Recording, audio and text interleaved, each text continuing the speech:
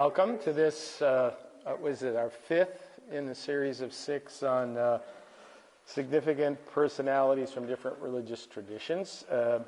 Tonight I'm going to be dealing with 2 individuals who come from the Hindu tradition. How many people have heard of either of these 2 gentlemen? A few. Okay, yeah. So hopefully it'll be an introduction to two new people. I have 2 special guests with me here tonight. Some of you may know Shri and Premachari. They're here as guests tonight, and Shri is a scholar of Hinduism, so I've got to watch what I say. Okay, so tonight we're going to be dealing with these 2 gentlemen, Aurobindo Ghosh and Rabindranath Tagore. So let's start with Aurobindo Ghosh, sometimes known as Sri Aurobindo. He was an Indian nationalist, philosopher, poet, and mystic. He was born in Calcutta, August 15th, 1852, to a Kayastha Hindu family, so he comes from the Hindu tradition.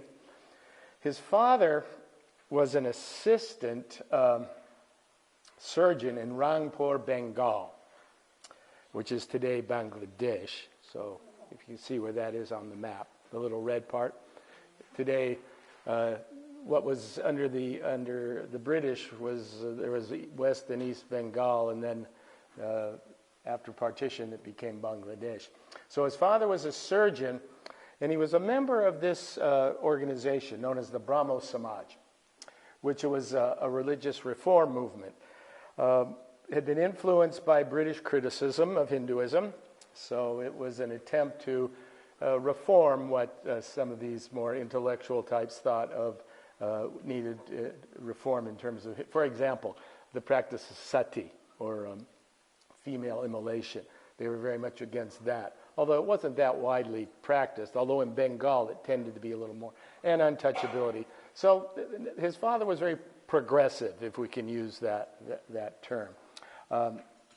His mother was quite devout, but she would experience periods of mental illness during his life.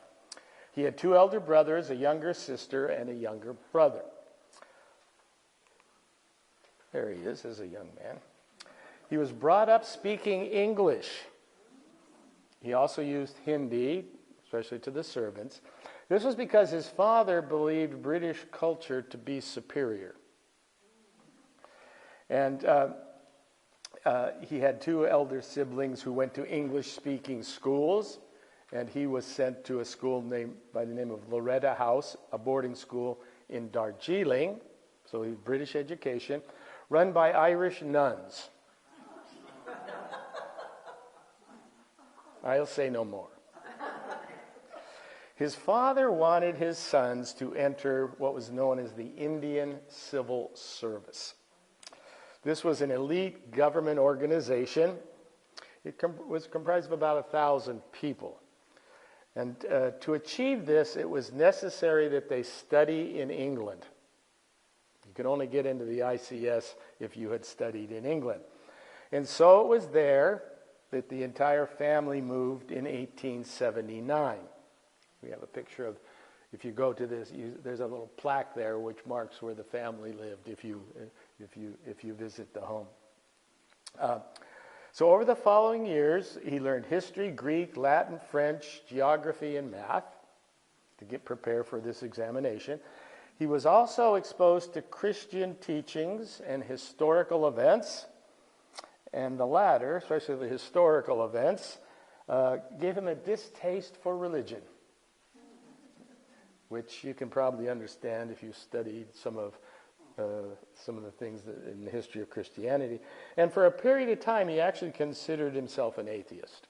So he went through that period. Now, to become an ICS official, students were required to pass a competitive exam, as well as to study at an English university for 2 years. Thus, he secured a scholarship at King's College, Cambridge, and passed the written ICS exam, being ranked 11th out of 250 competitors. So he was a very bright young man. However, he had no interest in the ICS. And purposely came late to the horse riding exam to get himself disqualified. Yeah, you had to pass a horse riding exam for some reason as well. So in February of 1893, he left England, went back to India. His father, who was waiting to receive his son, this is sort of a sad story, was misinformed by his Bombay agents that the ship on which Aurobindo had been traveling had sunk off the coast of Portugal. It had not. But when his father heard this, he had a heart attack and died. The contingencies of life. So back in India, he joined service in the princely state of Baroda. Now, under British rule, there were certain areas that the Brits managed personally, but there were a number of princely states. These were princes who had their estates, and the British, as long as they sort of didn't do anything too much against British rule, they were allowed to keep their princely estates. So he went to work for the princely state of Baroda, first in the survey and settlement departments, and then later in the Department of Revenue. So it looks like he's on a path to, traditional bureaucrat, which was a high position in those days. But during his stay in Baroda, he began taking active interest in the politics of the time. And this was the beginning of the Indian nationalist movement. So he became interested. And he began to link up with several resistance groups in Bengal, the state in the east, and Madhya Pradesh. Now, when I say resistance groups, these were groups who were willing to involve themselves in political action against the British, and at sometimes violence. So he began to get interested in these groups. In 1901, on a visit to Calcutta, he married 14-year-old Mrinalani, who was the daughter of a senior official in government service. This marriage at this age was not unusual. Gandhi was married when he was 13, and his wife. So this was not unethical or unusual. This was part of the tradition to marry young. In many traditional societies, the moment girls have their first period, that shows that they're ready for marriage. So in any case, she was only 14. She died 17 years later, December 1918. What happened in 1918 worldwide? The Spanish flu. Yeah, we think of World War I. It took, I think World War I took 5 or 6 million people. Spanish flu took 20. You remember at the beginning of COVID, they began talking about the Spanish flu? And it was called the Spanish flu, not because it came out of Spain. It probably originated in Kansas on a pig farm. And it was taken over by U.S. soldiers. That's what they think. It was called the Spanish flu because half of the Spanish cabinet got it and died. That's why it got the name the Spanish flu. That's a Jeopardy sort of question. One of those little bits of knowledge you probably never have to know unless you're on a quiz game. Okay. He formally moved to Calcutta in 1906 after the announcement of what was known as the Partition of Bengal by the British. The British had a policy, and it took place in India, Africa, anywhere you found the British, it was called divide and rule. What you do is you divide the populations against each other so that they don't oppose you as much. So Bengal was a state or a province that had a large Muslim and Hindu community. And so they wanted to move people around, so you had Muslims in one area, Hindus in another, to keep them at each other and not. Well, he was very much opposed to this movement, and this made him even more radical in his feelings. So At the beginning, he favored non-cooperation and passive resistance. That was always his from the beginning. But in private, he began to lead towards revolutionary activity and open revolt in case the other way didn't work. So as things will develop over time, you'll have Gandhi with more of his nonviolent approach. But there were other elements, and they were quite strong, who believed that, no, you can't just ask the British to go home. You got to send them home. And sometimes you have to use violence. So in any case, he was starting to lean more in that direction. In 1906, he became interested in the Indian National Congress. And the Indian National Congress was the first real political organization to oppose British rule. Gandhi would become president later, etc. But he became interested in this movement. And the movement had 4 objectives. One was called Swaraj, self-rule. Go home. We can rule ourselves. Swadeshi, which means of our own country, which tended to mean supporting goods that were produced in India. See, part of the problem was the British were controlling the cotton, taking it back to England, manufacturing it, bringing back, selling it, so profits at both ends. And so that was another part of the Congress. Boycotting, and then a national education. And in 1907, there was a very important session of the Congress where the moderates and the extremists had a showdown. Gandhi, well, a guy by the name of Gokhale before him was a moderate. This gentleman, Bal Gangadhar Tilak, was more of an extremist. And Godse began to connect with this side of the movement. He didn't believe that non-violence, at this point in his life, resistance was going to work. And he became very much involved, and he was actually part of one of Tilak's publications called Vande Mataram, Hail to thee, Mother. Whose mother? India. Mother India. Yeah. So in May 1908, he was arrested in connection with what was known as the Alipore bomb case. A bomb attempt on the life of the presidency magistrate Douglas Kingsford. He had connections with the group that set off this bomb, and he was arrested. He was acquitted in the ensuing trial for lack of evidence and released after a year of isolated incarceration. He was kept isolated for a year. Now, what is interesting is during this time, he has a spiritual experience.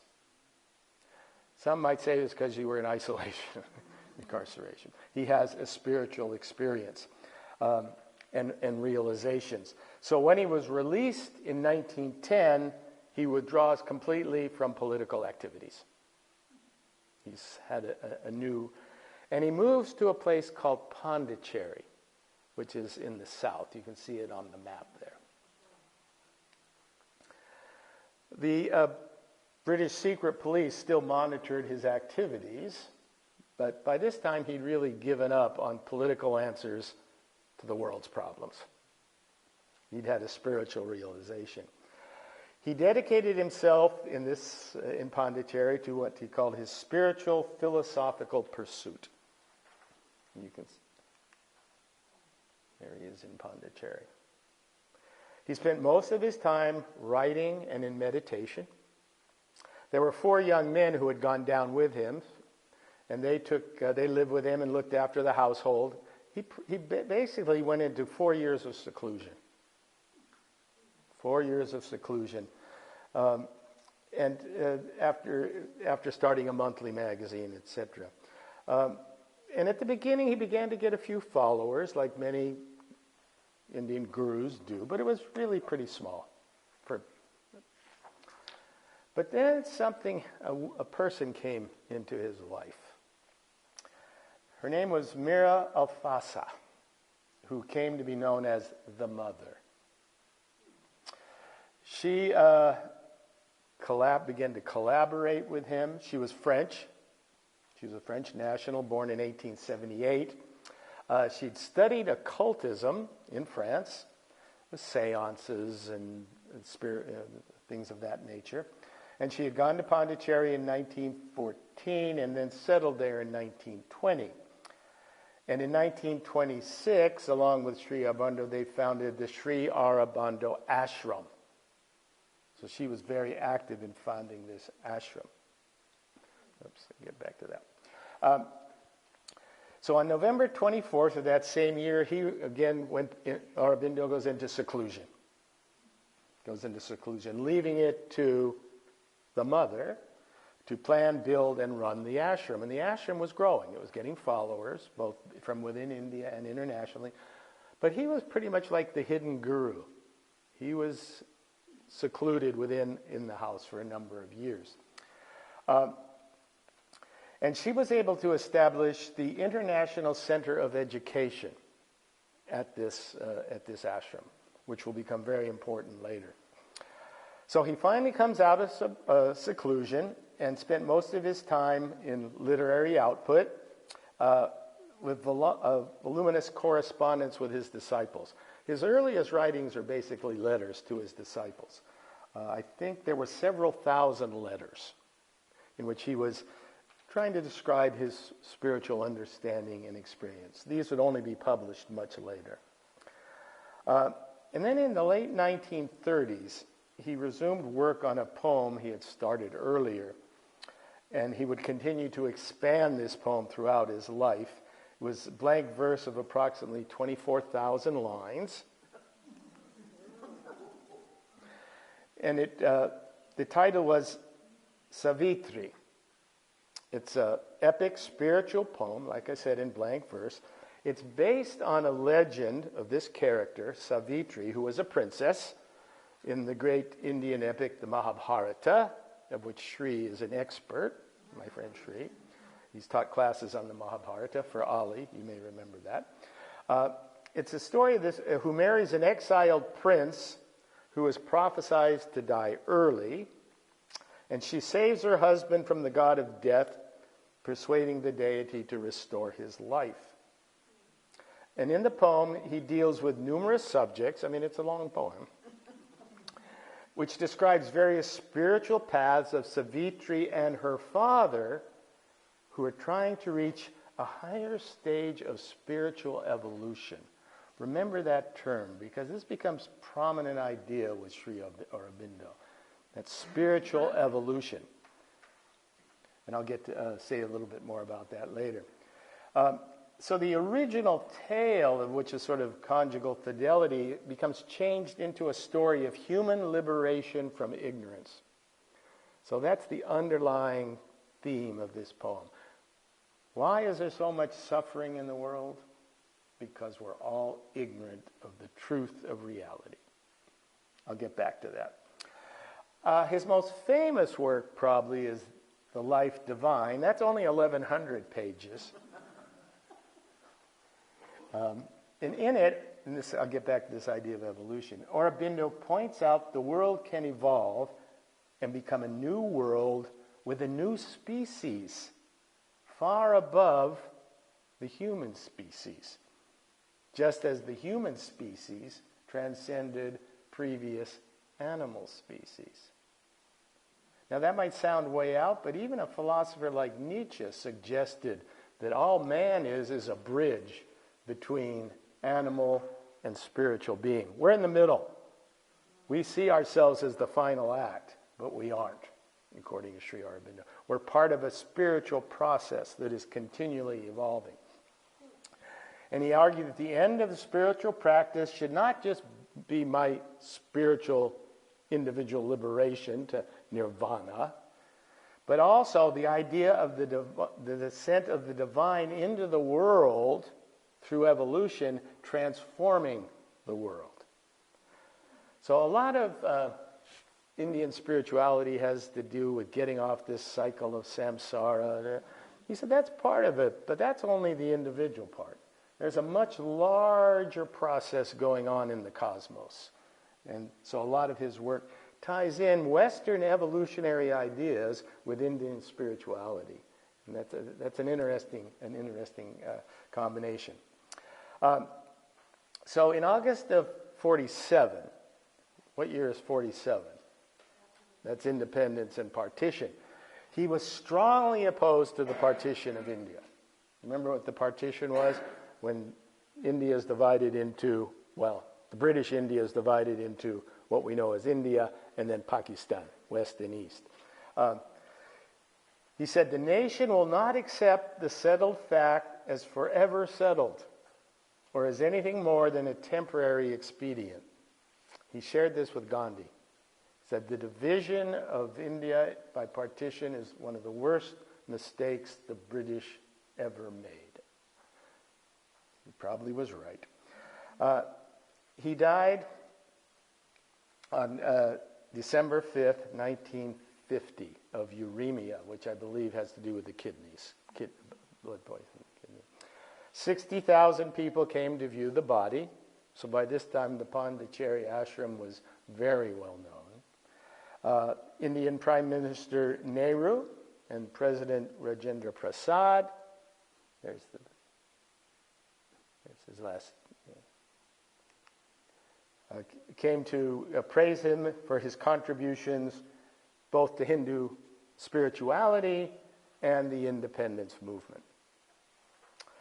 So the teachings of Sri Aurobindo were grounded in the ancient sages of India, who claimed that behind the appearance of the universe, all this stuff, what we call the phenomenal world, behind it, there is a reality of being and consciousness, sometimes called Brahman in Hindu, but he would call it the self of all things.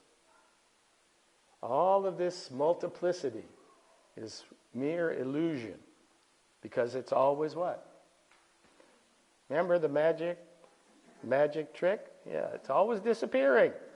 Right now it seems very solid. We're all sitting here. Isn't this solid? We're all here. 2 hours from now, we're like the rabbit. Yeah. So, but the sages always argue that behind all this multiplicity, there is a fundamental unity that is established in consciousness. And that all beings are actually united in this one spirit, but they're divided by their sense of separateness. And that's called avidya, ignorance. We see ourselves as separate, but we're not. We're only separate in a practical sense. Ultimately, we're not. And physics even tells us that. Nothing is completely separate. We're all made up of the same stuff. Or as my friend Jerry Clifford says, we're all stardust. Yeah. But the teachings argue that it's possible through spiritual discipline to remove this veil. That's the big burden. Get rid of this veil of separateness. Separateness causes suffering because separateness is based on me. Me. That's not the same as ego. Yeah, it is. We can say ego, depending how you use the word ego. Yeah, let's just say ego. The idea that I'm number one. I'm So that's the fundamental problem. We got to get beyond that. That doesn't mean you don't have practical ego, but you also understand that you're connected. You're connected with all things. And he says, this far in the process of human evolution, we've only got to a limited understanding of that. And that's what he saw as the next big stage of historical evolution. When we get from mind to what he called supermind. When we recognize that our mind is just part of a much larger consciousness of the universe. And that's the goal. It's not easy. It takes some discipline. This is what he said about it in a work called Integral Yoga. The supermind, by the supermind is meant the full truth consciousness of the divine nature. You want to call it God, whatever you want to call it. In which there can be no place for the principle of division and ignorance. It is always a full light and knowledge superior to all mental movement. We think of mental movement as just our brains. That's the intermediate. It is only through the supermind that life, body, mind can be spiritually transformed. The descent of supermind will mean the creation of a supermental race. When we see ourselves as all part of this super mind, he called it. How do we do this? Well, basically through a discipline that he called yoga. Now, when we think of yoga, we often think of stretching, making poses for health reasons. That's part of it, but that's not the core of yoga. Sri used to teach yoga. It's a really spiritual discipline. The body part is just sort of an appendage to the higher realization. It's a deep concentration, a deep going within to understand that the mind is very limited, very personal. And you have to take this step. So, these are the things you have to do. An opening to the mind of its connection with all of life. If you don't believe it, you're never going to achieve it. If you can't believe somehow that your mind is just part of a greater mind, you'll never get. Well, that's like anything, right? If I don't believe I can make that 10-foot putt, I'm probably not going to make it. You've got to have that sort of belief there to start. Mastery over the desires and passions, control of the body. An opening of the heart to devotion, love, and self-surrender. Practicing the way of works by turning away from self-centered motive to doing what is right because it is right. The message of the Gita. You do what you do not because you benefit from it or you get the fruits or attachment. You do it because it's the right thing to do. And so if you practice all these over a long period, he'd go into seclusion for a long period. This is not easy. It takes time to develop this. All spiritual traditions that I've studied have discipline somewhere along the line. It doesn't just happen. You've got to practice these things. So it was not his object to develop any one religion in particular or amalgamate the older religions or find a new religion. He was sort of suspicious of religion. What he wanted was internal transformation. If you want to call that religious, that's religious. But he often saw that once people got a movement going, based on whatever principles it was, things tended to go wrong. So he was much more interested in individual self-realization. So, there's a couple of things here. This is the ashram. You can visit it. There's the famous meditation dome. Have you been in the meditation dome? I haven't been there. What's it like inside? You have to climb in a spiral way right to the top. A spiral staircase up to the... Okay. And then you reach the top, at the meditation. A meditation place. Okay. Top of it. Okay. Yeah.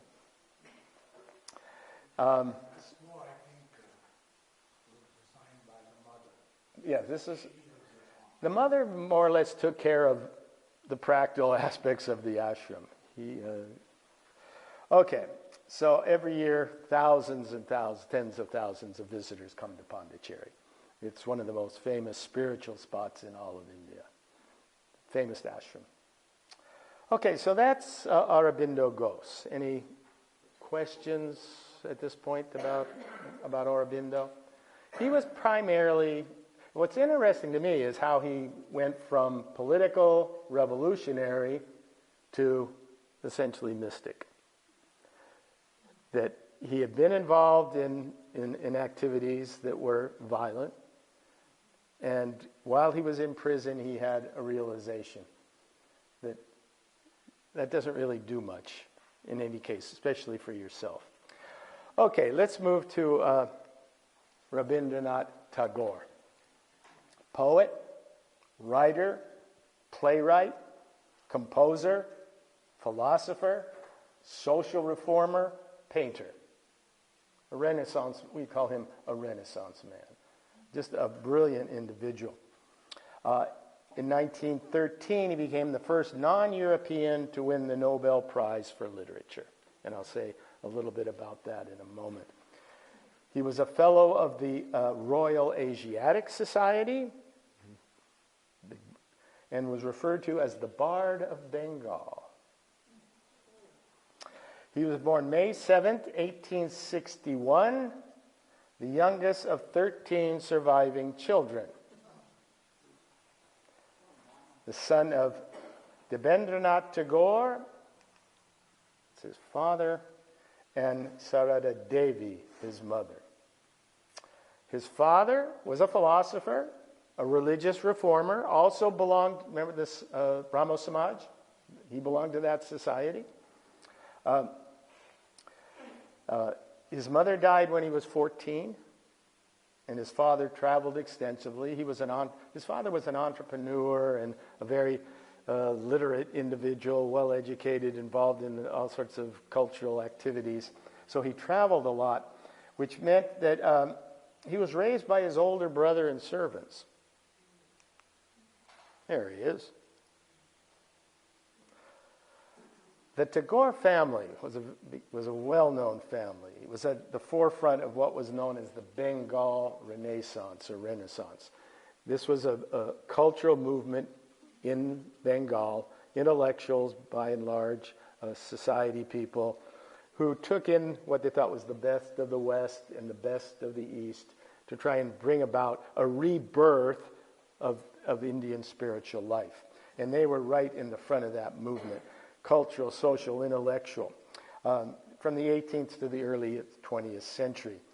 They supported, for example, the publication of literary magazines, the theater, recitals, both Bengali and classical Western music. So they were a very well-known family. His older brother was a philosopher and a poet, and another brother, Satyendranath, was the first Indian appointed to the elite, formerly mentioned Indian civil service. First Indian. Rabindranath largely avoided classroom learning and preferred to roam the grounds of the large family manor. Another brother tutored him in geography, history, mathematics, Sanskrit, and English. And conditioned him physically with swimming, gymnastics, and wrestling. But he really didn't like the classroom. He liked outdoor learning. After his coming of right ceremony at the age of 11, he went with his father on a tour of India, which lasted several months. And he visited Amritsar, as well as a number of the Himalayan hill stations. In Amritsar, he visited the Sikh Golden Temple. This is the famous spiritual center of the Sikh religion.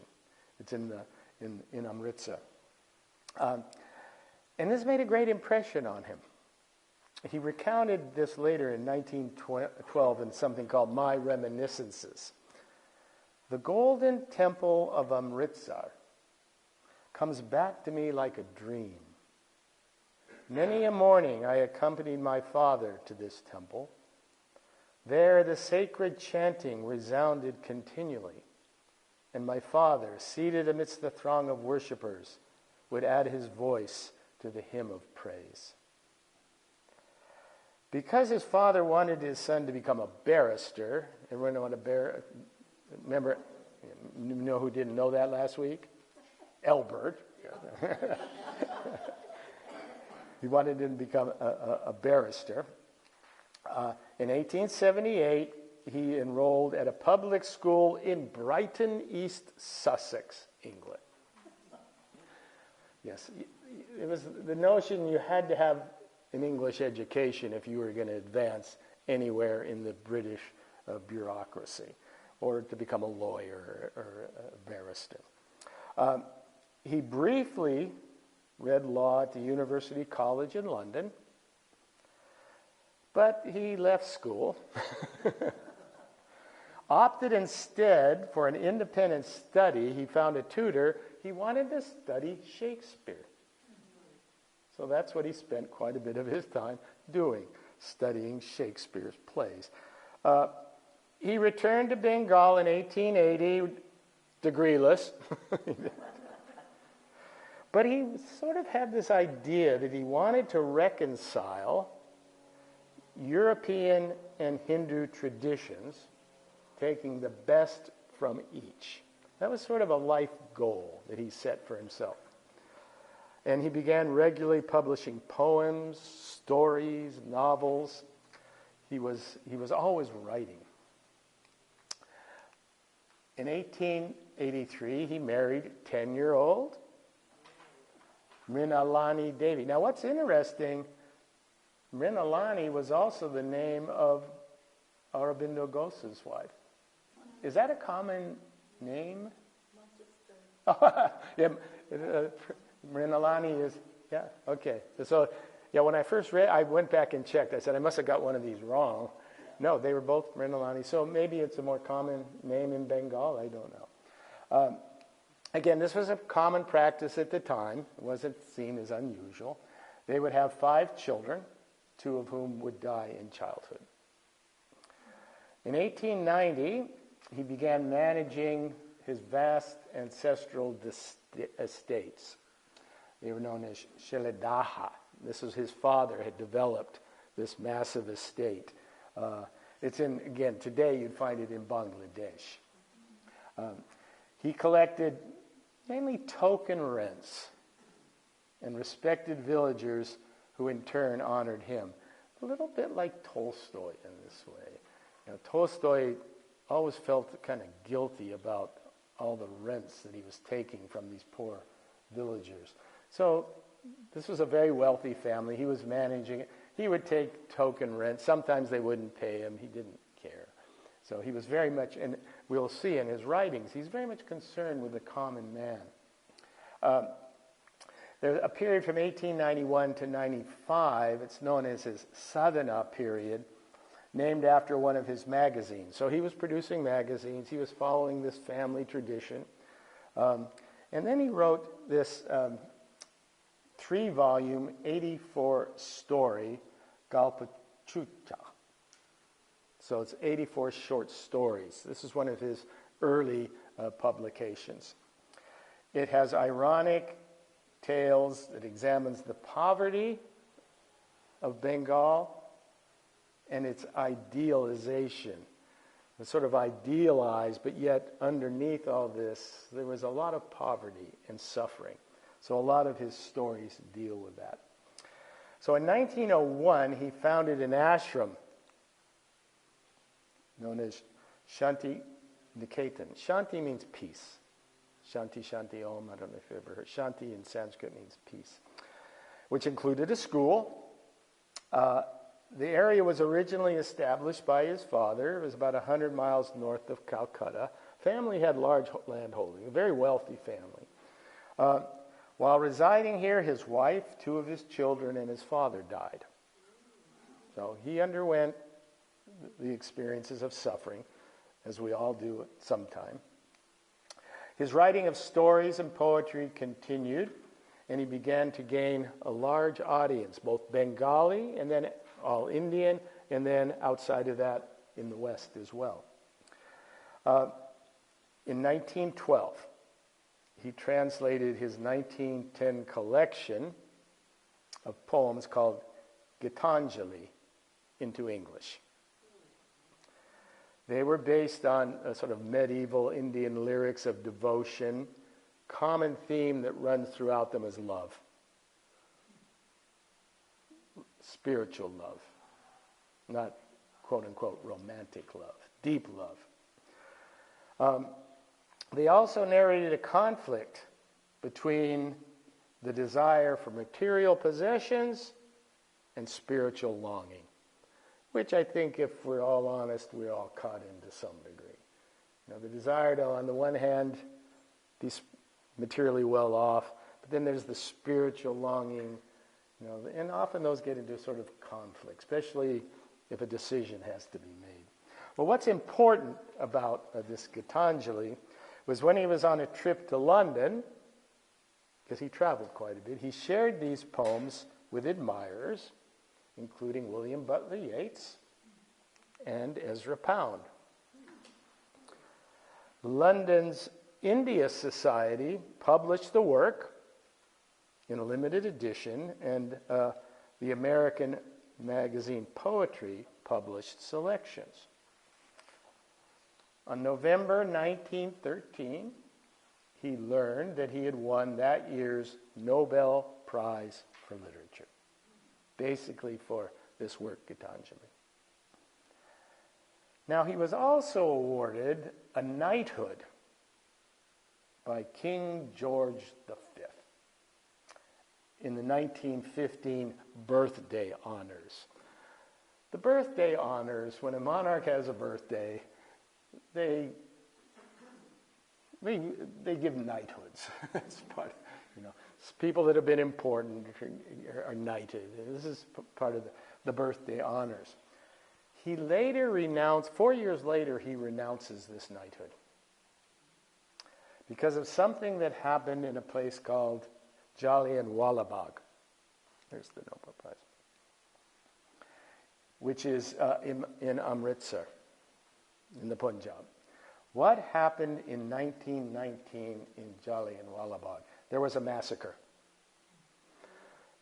At the end of World War I, many of the Indian nationalists who had helped the British during World War I, lots of Indian soldiers died on the Western Front. We don't often recognize that because they were part of the British Army.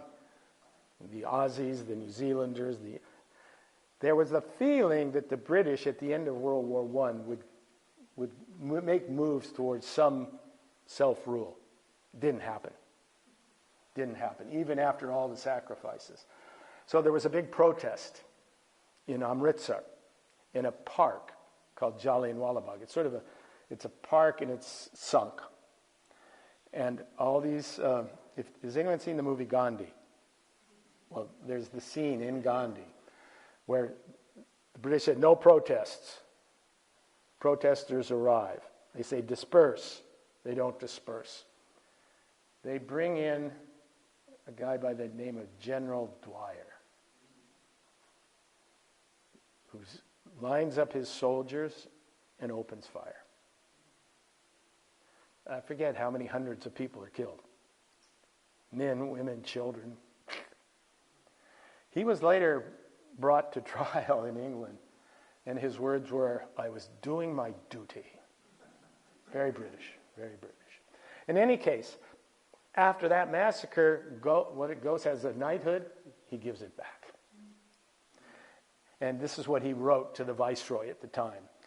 The disproportionate severity of the punishments inflicted upon the unfortunate people and the methods of carrying them out, we are convinced are without parallel in the history of civilized governments. The time has come when badges of honor make our shame glaring in their incongruous context of humiliation. I, for my part, wish to stand shorn of all special distinctions by the side of my countrymen. I mean, to give back a knighthood was, So anyway, this event also would trigger Gandhi's first satyagraha, his first big nonviolent campaign in India, which would take place in 1920. Very important event in the history of India. So in 1917, Tagore conceived of a new type of university. He sought to make Shantiniketan the connecting thread between India and the Western world. Remember, I had mentioned one of his goals was to bring the East and West together. The school, which he named Visva-Bharati, it's sort of, you could translate that as sort of world communion in India. Vishva means the world. Bharati refers to India. So the world. Had its foundation stone laid December 24th, 1918. Now, he's not going to use the traditional Western method here. He uses what he calls the brahmacharya system, which was an ancient system of Indian education, where gurus gave pupils not just knowledge, but personal spiritual guidance. This was a university that was more than just textbook knowledge. It was about inner spiritual realities, emotional, intellectual, spiritual. Much of the teaching was done under trees, outside. He taught classes during the day, and he wrote the textbooks during the evening. Soon after independence, the institution was given the status of a central university by an Indian Act of Parliament. I believe Indira Gandhi went to Shantikirtan, Visva-Bharati. In 1921, Tagore and an agricultural... Oh, there it is. Sorry. I know. This bothers Mike when I get my pictures out of sync. But so this is a picture of that university. An agricultural economist by the name of Leonard Elmhurst. He and Tagore set up the Institute for Rural Reconstruction. Later, it named Sriniketan, which sort of translated as the abode of welfare in a village near the ashram. This is going to be his community work, to upraise villagers. He sought aid from donors, officials, and scholars worldwide to free the villagers from the shackles of helplessness and ignorance by giving them vitalizing knowledge. So he wasn't just dealing with the upper class crust here. He had a sense of social duty. The same year, age 60, he decides to take up drawing and painting.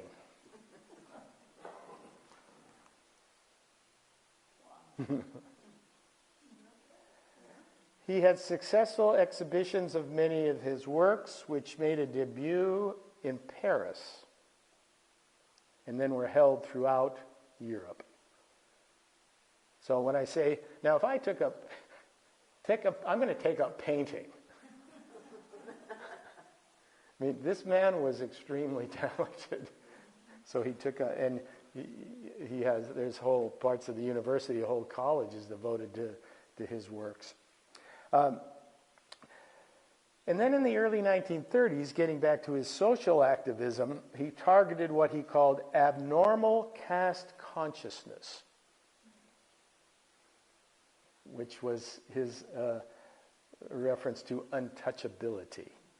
He and Gandhi both worked against untouchability. He lectured against untouchability in India and created heroes for his poems and dramas that were untouchables. The term used today is Dalit, D-A-L-I-T. So he had many of his short stories had Dalit heroes.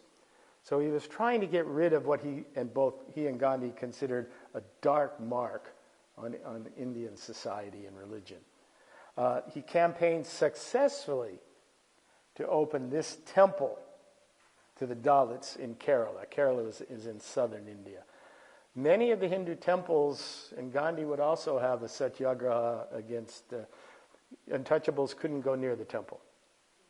So he campaigned against that and was able to allow this temple to open itself to untouchables. During his twilight years, which are sort of 1932 to 41, he affirmed his opinion that human divisions were shallow. Tribal divisions are shallow. It's one of the great problems that humans have. They divide themselves into these shallow identities, and then that causes great deal of problem. In May of 32, he was in the Iraqi desert and he visited a Bedouin encampment. The tribal chief told him, "Our prophet said that a true Muslim is he, by whose words and deeds not the least of his brother men may ever cause any harm." He's out in the middle of the desert. This tribal chief tells him that. Tagore confided in his diary, "I was startled into recognizing in his words the voice of essential humanity. Do no harm." That would be one good commandment. Do no harm. If that could be followed. But of course, he saw that tribal identities were based often on doing harm to the other. He scrutinized Hindu orthodoxy and found much of it very wanting. He also mourned the perennial poverty of Calcutta and what he saw as the socioeconomic decline of his beloved Bengal. And he detailed this in many of his poems. He traveled extensively, including visits, among other places, England, Germany, Mexico, the United States, Southeast Asia. Here we see him in Germany.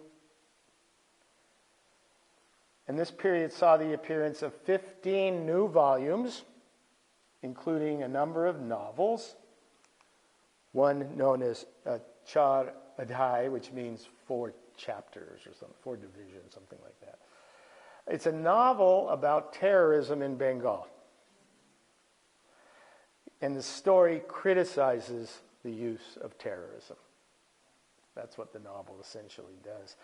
Its leading character, by the name of Indranath. Indra is the god of storm and thunder and war.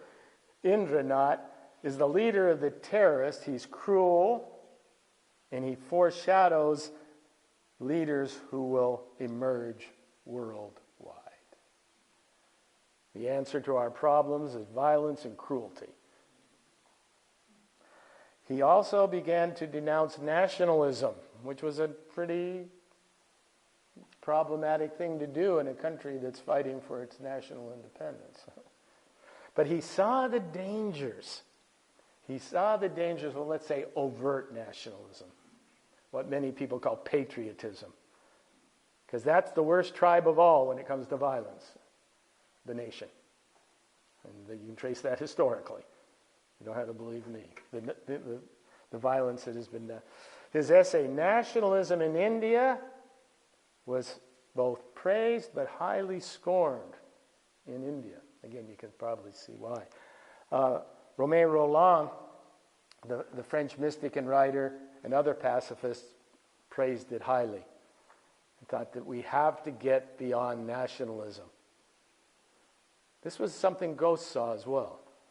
That new evolution had to get beyond those identities.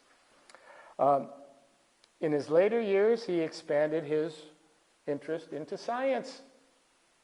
This man knows no limits when it comes to knowledge. In a publication known as Visva-Bharati, it's a collection of essays, he expressed his respect for scientific laws, and he explores biology, physics, chemistry. He wrote the process of science and the narratives of scientists into a number of his short stories. His interest went so far as to meeting several times with Albert Einstein.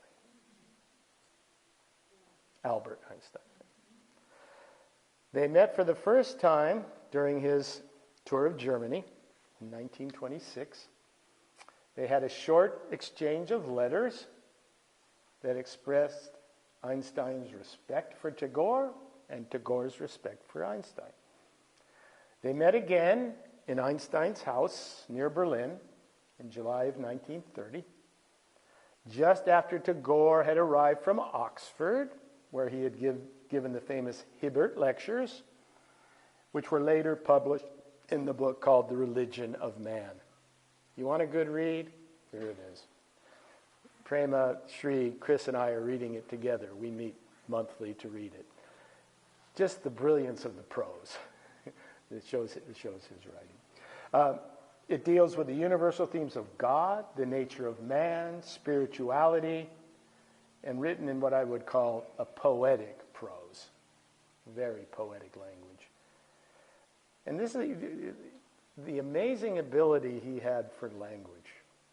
Not only Bengali, but English. He knew German, he knew French.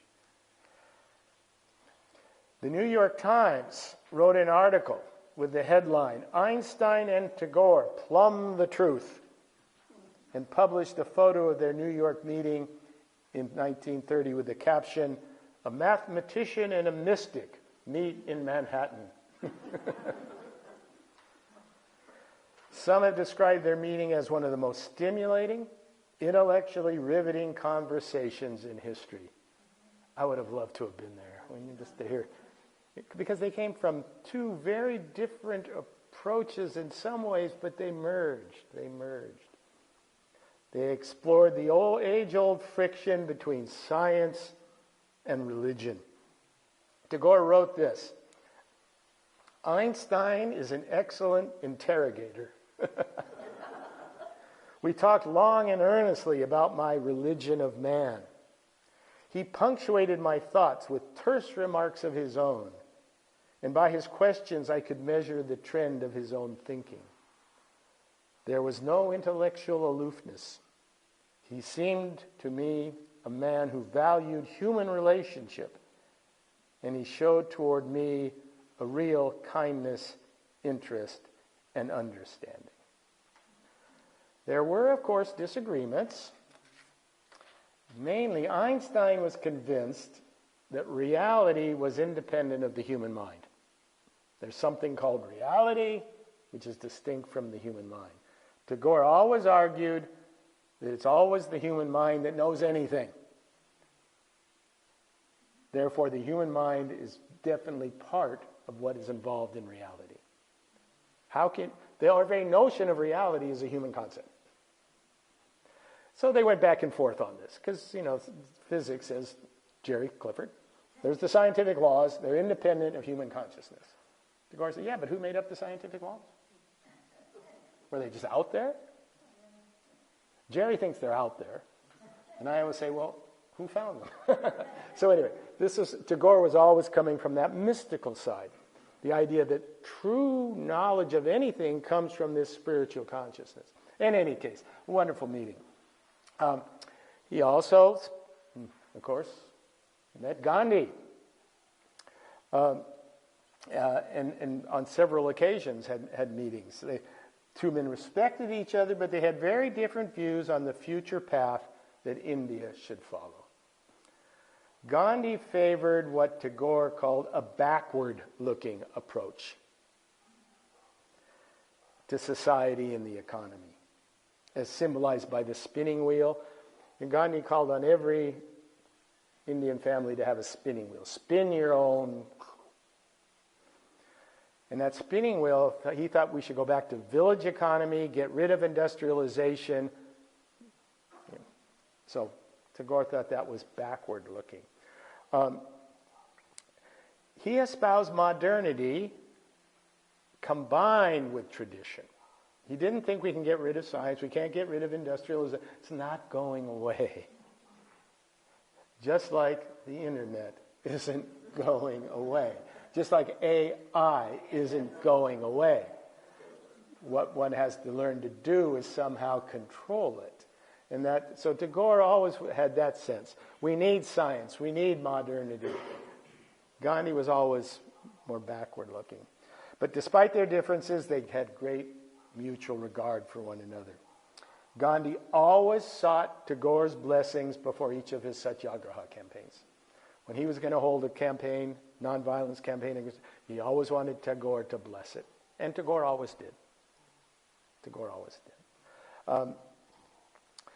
Tagore went to Gandhi's ashram to boost morale when he was in jail, when Gandhi was in prison.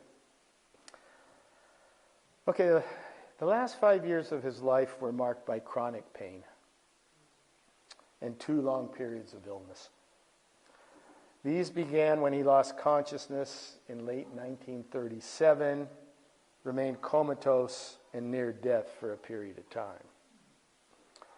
This was followed in late 1940 by a similar spell from which he never recovered. This is the last photograph we have of the great Rabindranath Tagore. On July 20th, 1941, a day prior to a scheduled operation, he composed his last poem. I'm lost in the middle of my birthday. I want my friends. Now he knows he's what? Dying. My birthday. I want my friends, their touch with the earth's last love. I will take life's final offering. I will take the human's last blessing. Today my sack is empty. I have given completely whatever I had to give. In return, if I receive anything, some love, some forgiveness, then I will take it with me when I step on the boat that crosses to the festival of the worldless end. The boat is a very powerful symbol in Hindu religiosity. It's the boat that takes you across the river of samsara. It's the liberating boat. He died August 7th, 1941, aged 80. In the upstairs room, that's on the right, which had been the room he had grown up in. So known mostly for his poetry, he wrote novels, as we've seen, essays, short stories, travel logs, dramas, thousands of songs, lots of paintings. Of his prose, his short stories are what he's most highly regarded for and most well known. You can get collections of them, and they're wonderful reading. In fact, he's indeed credited with originating this genre in Bengali, the short story in Bengali. Like I said, these stories are mainly borrowed from the lives of common people. He identified with the common people, even though he was an aristocrat, a cultured, educated man.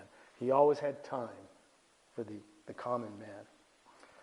His nonfiction grappled with history, linguistics, and spirituality. He wrote an autobiography. An anthology of the total body of his works is currently being published in Bengali. And in 2012, Harvard University Press collaborated with Visva-Bharati University, his university, to publish The Essential Tagore, the largest anthology of his works available in English.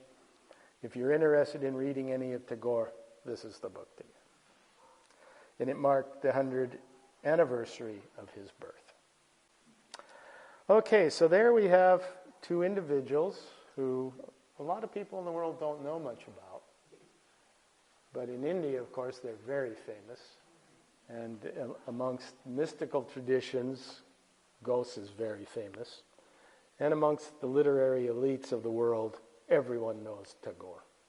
You win the Nobel Prize in literature, you're going to be known. Okay, that's it. Any questions, comments, thoughts? They were contemporaries. What's that? They were contemporaries. They kind of overlapped, yeah.